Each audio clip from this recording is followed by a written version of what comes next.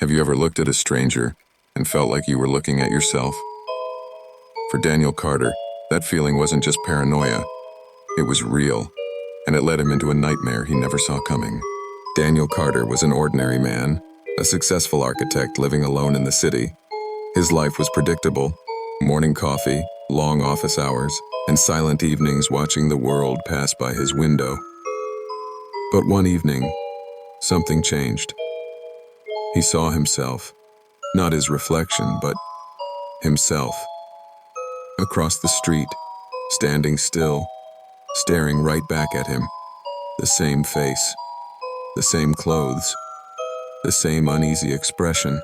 Daniel's heart pounded as he ran toward the figure, but in an instant, it vanished. No trace, just empty streets and flickering streetlights. Maybe it was a trick of the mind, maybe it was stress, but deep inside, Daniel felt it. This wasn't over. The next day at work, the feeling lingered. He couldn't focus. He kept looking over his shoulder, expecting to see himself. And then it happened again. Daniel steps into an elevator. The doors start closing, but in the last moment, a hand stops them. The same man enters, the same face, the same cold stare. Daniel's chest tightened as he stepped into the darkened building. The air inside was thick, stale, carrying the scent of old wood and something else, something unsettling. He could hear it. Footsteps above, slow, deliberate. He swallowed hard and climbed the stairs, his own footsteps echoing against the silence. Floor by floor, the sound of the other man's steps remained just ahead, as if he was leading him somewhere. At the top, the hallway stretched into darkness. And there, at the very end, stood him, his double, his reflection come to life. The man he had been chasing. Daniel's voice trembled. "Who are you?" The figure in the shadows smiled. "Took you long enough," the man said. A chill ran down Daniel's spine. That voice, it was his own. Daniel took a step back, but his double took a step forward. Same face, same voice, same body. But something was wrong, the way he moved. It was like he knew something Daniel didn't. "You feel it, don't you?" the man whispered. "Like something's been watching you. Like something's not right."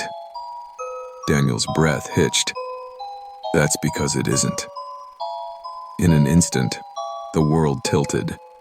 The walls seemed to shift, the air rippled, and Daniel felt something clawing at his mind. Memories unraveling, reality slipping through his fingers. His double took another step closer. "I've been waiting," he said softly.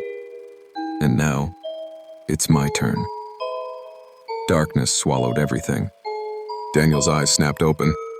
Bright white walls, the hum of fluorescent lights, a dull ache in his head. "Mr. Carter?" A calm voice, a doctor in a white coat. Daniel tried to move, but his wrists were strapped to the bed. Panic surged through him. "Where am I?" The doctor sighed, flipping through a file. "You've been here for 3 years. You have dissociative identity disorder. The man you were chasing was never real. He was you." Daniel's mind reeled. No, that's not true. I saw him. I spoke to him." His eyes darted to the mirror across the room, and that's when he saw it. His reflection. But it didn't move.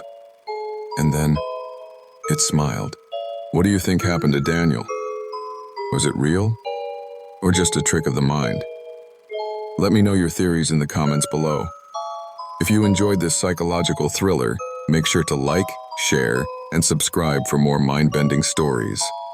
And don't forget to hit the bell icon, because sometimes the scariest stories are the ones closest to reality.